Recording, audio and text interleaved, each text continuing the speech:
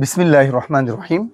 আল্লাহ সুবহানাহু ওয়া তাআলা পবিত্র কোরআনে সূরা বাকারাতে 275 নম্বর আয়াত আল্লাহ বলেন, ওয়া আহাল্লাল্লাহুল বাই'a ওয়া হাররামার রিবা, যে তোমরা ব্যবসা করো, সুদের ব্যবসা করো না।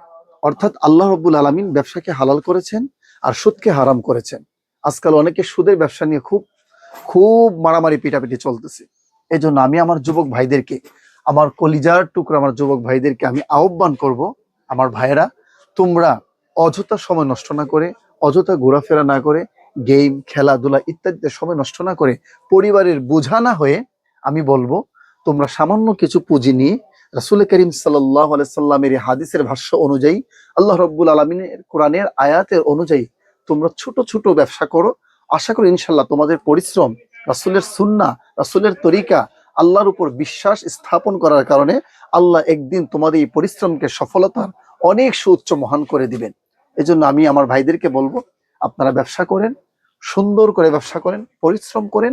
রাসূল করিম সাল্লাল্লাহু আলাইহি সাল্লাম আরেক হাদিসের মধ্যে তিনি বলেন, সহিহ মুসলিমে বর্ণিত আছে, যে ব্যক্তি সত্য এবং সততার সাথে, নিষ্ঠার সাথে ব্যবসা করবেন, রাসূল সাল্লাল্লাহু আলাইহি সাল্লাম বলেন, সে কিয়ামতের দিন আমার সঙ্গে থাকবেন।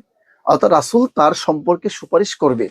এবং রাসূল আরো বিভিন্ন হাদিসের মধ্যে ব্যবসা সম্পর্কে মানুষদেরকে উদ্বুদ্ধ করেছেন, মানুষদেরকে আহ্বান জানিয়েছেন যে তোমরা ব্যবসা করো, ব্যবসা করো।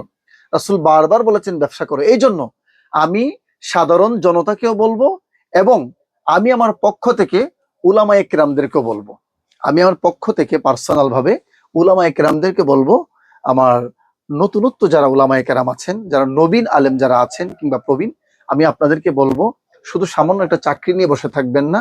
আপনার অল্প পুঁজিতে একটু চেষ্টা করেন, ইনশাল্লাহ অল্প পুঁজিতে ছোট্ট ব্যবসা থেকে একদিন বিশাল আকারে ব্যবসায় দাঁড় হবে ইনশাল্লাহ। আল্লাহ আমাদের সবাইকে রাসূলের সুন্নাহ আখলাক অনুযায়ী সুন্দরভাবে যেন আমরা ব্যবসা করতে পারি, আল্লাহ আমাদেরকে তৌফিক দান করুন।